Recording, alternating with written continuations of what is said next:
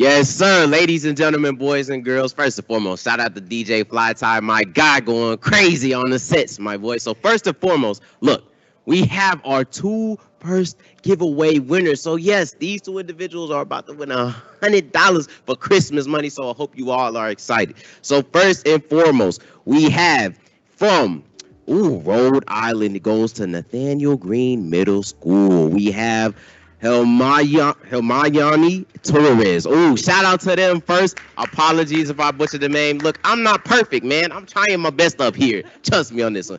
But second of all, we have our second winner. Ooh, okay. From Escher Primary School in Jamaica. Okay, shout out to Jamaica in the building. Ooh, okay. We have Miss Cunningham Kirjawane. Shout out to you. Congratulations on winning the $100. Hopefully you can use it for Christmas. And my apologies if I butcher your name. I'm not perfect. I'm only human. But you're going to get your money. That's my apology right there. So look. Now, we have our next segment with McDonald's and Face Clan. So I'm super excited to welcome two gaming and tech rock stars who are plugged in the digital world and are leaders within the tech space or within their respective spaces. Now, let's give a big round of applause for Matt B. Augustin, who is the creative or director of brand and creative strategy at FaZe Clan. And next up, we have Miss LaDoris Banks, the product innovation manager at McDonald's, as they share their stories on gaming and technology. So with that being said, let's get into this next segment.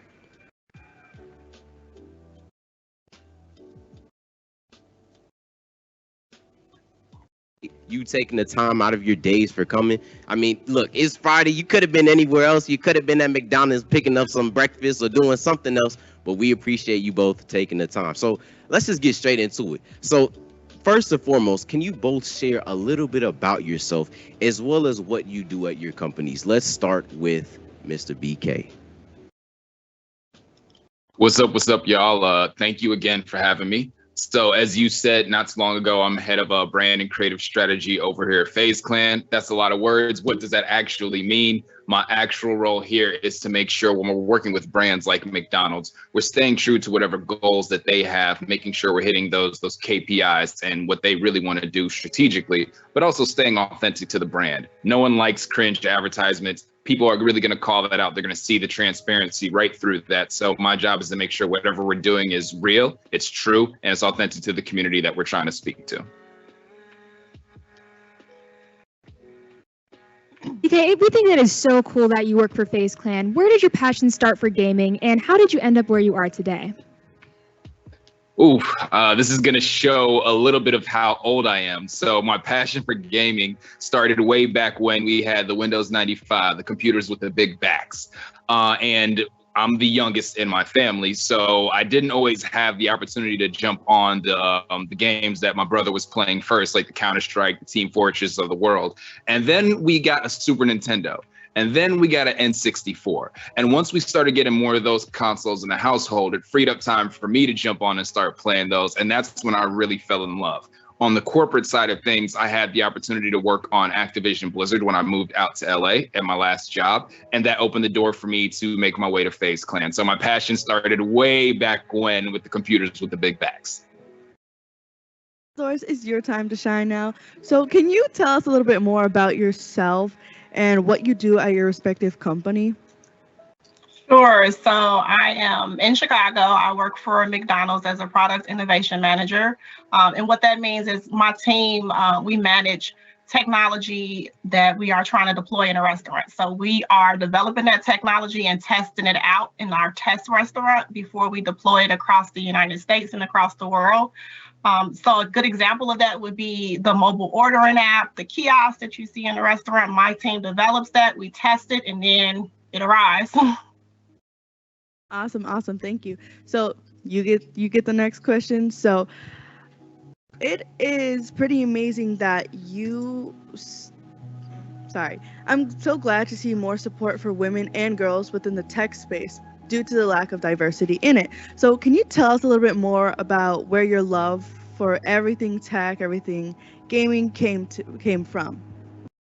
Sure. So I think my love for tech started when I was in high school. I was not a developer or programmer by trade, but I did take a computer science class, and I just had this natural obsession with computers. So when I, applied for college and I worked with my advisor, we picked tech to go into. At the time, tech was very new. The industry that I was entering for tech, which was management information systems. I didn't really know what I was doing or what I was entering to, but I was intrigued by computers. And then from there, it just evolved. I joined different organizations in college. I took the route of being a project manager. And then shortly after college, I landed my first job as a business analyst with AI. And from there, I've taken different routes, lateral moves, and eventually I ended up in McDonald's. And from there, I've just continued to explore different areas within tech. I think when we think of tech, we always think of a developer or a coder, but there's so many different positions. We have digital positions, we have networking positions, we have security positions. So I've explored all of those different opportunities throughout my career at McDonald's, and here I am today. Wow, we think that's amazing, Miss LaDoris. But BK, this next one is for you. We think it is amazing that you've been able to make a career out of gaming. What are some skills and tools that you use to get you where you are today? Oh, love this one. So some of the skills that I've really leaned into to make a career for myself in this world is, I would say the first one is being able to plug into and just stay on top of culture. No, I'm not saying you need to be an expert on every single trend that is out there, but having that skill set of being able to know what's going on, connect with it, and find ideas that can build on that, or even set trends within themselves. The second thing, which I can speak to on endlessly, but I'll keep it brief for now, would be just really leaning into the network of people around me and making those connections. So through staying on top of culture, through making those connections and making sure that I'm just at the top and forefront of what's going on in the world, that's really what's helped me stand out and really progress throughout my career in the gaming world. And I feel like that's an important fact, because that's actually part of innovating and being able to stay in the game. Because if you're not able to stay with the trends, if you're not able to adjust and navigate, especially like everyone had to adjust at the beginning of the pandemic. If you weren't up on the trends, you weren't figuring out what to do next, you were going to get lost. And so that's an important part, not only just in tech, but in just anything. If you're in business, entrepreneurship, gaming, tech, social media, you got to learn how to do that. Stay on your toes, ladies and gentlemen. So, Miss LaDoris, like many of us here, McDonald's, is one of the go-to spots to get your meal. Every time I go, I got to get me a large fry, my 6-piece nugget, a quarter pounder, give me some Sprite too. Ooh, if it doesn't make your throat do, ooh, it's not right, okay? But what are some of the things that you did to build your skills in and around technology to get into this field? So I would say one of the biggest things I did was I joined tech organizations, Women Who Code. There's the Anita B organization. There are tech women organizations within McDonald's. So I joined those organizations. It's exposed me to opportunities that I typically would have known nothing about. In college, I was in a lot of those organizations as well. Another thing that I do is I always keep my eye out on what competitors are doing. So I'm constantly downloading apps to my phone, testing them out, seeing what works, what doesn't work, because that kind of gives us a competitive edge. And then lastly, I'm always willing to connect with others. I always tell people your next opportunity is not applying for a job, it's someone bringing your name up in rooms where you may not be. Yes. So BK, Ms. LaDoris, this next question is for both of you. So what advice would you give to the audience who want to make a career out of gaming and technology? Mr. BK, you can go first. Absolutely. I like to bucket it in 3 areas. And you heard me speak a little bit about the first place that I'll start, but your network is your net worth. And we hear this all the time, but if I could say something, and I don't mean for it to be a humble brag, but just to speak to it and really be a testament to what I mean by that.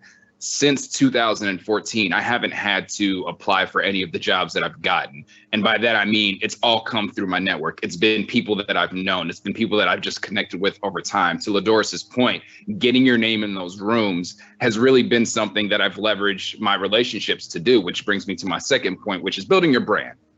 And I'm not saying you need to have your brand ironed out immediately. I'm not saying you need to identify yourself as this streamer with this name that shows up in this way every single time. But it is important for you to experiment and figure out how you want to be perceived. Because if you're not dictating your brand and your story, you better believe someone else is doing it for you. And again, LaDoris touched on this before, but if you're able to establish your brand, it gets your name in rooms that you didn't even know you needed to be in. And then last but not least, especially with how rapidly this industry is changing, how much things are, always just every single day, it feels like there's something new to latch onto, and it can be intimidating, but don't be nervous about that. Embrace that fear. The mantra that I like to go by in life is sink or swim, and I don't believe in drowning. And some of my best opportunities have come when I've run full speed headfirst into anything that really scared me that I wasn't sure I was ready for. So bucketing them in those three areas, really build that network in the industry with your peers, mentors, managers, whoever it may be. Establish what you want your brand to be and keep crafting that. And finally, last but not least, make sure you embrace that fear. Those are some important points right there. And look, you said sink or swim, but you don't plan on drowning. Personally, I don't know how to swim just yet, so I got to give me some floaties. But hey, look, a doggy paddle. I love that saying. So, Miss LaDoris, let's leave it off with you. What advice would you give to our audience? BK hit on all the gems, and my personal favorite is always mentorship. I think I always go back to mentorship because when I started my career, I didn't see many people that look like me. So I'm always willing to reach back and bring somebody else forward. So I would encourage you to get a mentor, whether it's someone at school, a teacher, a family member, or someone that's, in a career that you aspire to be in one day. Mentorship is so important because it's a way of learning experiences without personally going through them yourself. It's a way of getting the coaching that you need to excel. And I always tell people, like, have authentic mentors as well. I like people. I love people. And it makes it easy for me to have mentors when I can connect with them authentically. Not only are they getting something, not only am I getting something from them, they're getting something from me. So if I had to give you guys one gem, it is mentorship. Now, that's actually very critical because if it wasn't for a mentor that I had, Mr. Lewis Carr, we wouldn't even have this conversation today. We wouldn't have connected with McDonald's to get the both of you on during this segment. But I know this is a little off script, but what would you say was one lesson that a mentor shared with you that stuck with you to this day? I would say throughout my career, I struggled a bit with being my authentic self. And what I mean by that is I didn't see many people that looked like me, that spoke like me, that dressed like me. So I always was holding myself back a little bit because I wanted to be like everyone else in the room. And I struggled with imposter syndrome because of this. And I had a mentor that told me, you deserve to be at the table. Like, you bring something that no one else has. That's your superpower. He literally told me, your hair, the way you speak, the way you think, like, that's your superpower. Own it. So that was one of the best advice he could have ever given me, because I think from that moment forward, I was able to show up as myself, and it's been appreciated. That is very important, because think about it like this. You wouldn't be in the position that you are in. And this goes not only for our panelists, but for anyone out there. If you were placed in an amazing position, you wouldn't be there if the universe or God who didn't want you to be there, or if you weren't prepared to be there. Absolutely. Absolutely on that part. So it's like, you just got to remind yourself, hey, even though you might feel you have that imposter syndrome, look, I'm here for a reason. So I might as well just go crazy and shine bright like the star I am. So before we wrap up this segment, since we got McDonald's on board, I got to hear from the both of you. What is your favorite or go-to meal every time you go to McDonald's? Oh, well, Miss LaDoris. I was going to say, I'll let BK go first. So my go-to meal when we had all-day breakfast used to be egg McMuffin and a small fry. But since we have gotten rid of that during COVID, my new go-to is a large fry and a vanilla shake. Okay, I like that. That sounds smooth. Especially the milkshakes. Personally, I like strawberry milkshakes, but the vanilla can't go wrong with that. All right, so Mr. BK, what about you? What's the go-to meal? I absolutely love that. And I wanted to call out, I'm surprised that we didn't talk about the fries in a milkshake. I'm sure that means that you're dipping those fries in that milkshake. And look, I'm not going to say anything crazy, So none of y'all attacking me for saying this. That's not my vibe. I am the opposite. I am not a breakfast person. So it doesn't matter if it's 3 p.m. or 3 a.m. Hook me up with a Big Mac, no cheese, extra mac sauce, large fry. Give me some barbecue sauce and some buffalo sauce to dip it in. Again, salute and respect for the ice cream fry combination. I am just too nervous to try to combine those flavors and temperatures in my mouth. I'm not sure what's going to happen. So that's me, the Big Mac combo, any time of day or night. All right, I will give a suggestion though, because I've had McDonald's since I was a little girl, but I think we all have here had McDonald's since we were younger. But a great combination that I have to recommend everybody is the little apple pie with the cone, with the vanilla ice cream cone, either in the sundae or the little cone, and fries. Dip it in, eat it. Man, BK. That's hilarious. Look. That sounds amazing. Look. Check this out. You put that right out the oven with the pie, put the ice cream on top of it, and then dip the fry on top. It's over with. Sorry, BK. I know you don't want to try it, but it's okay. It sounds good. Look, but thank you so much for the both of you for joining. We really do appreciate you taking the time out of your day to be here. Thank you so much for sharing the gems, information from McDonald's and FaZe Clan. Now, I know that we have some codes to give away to our audience.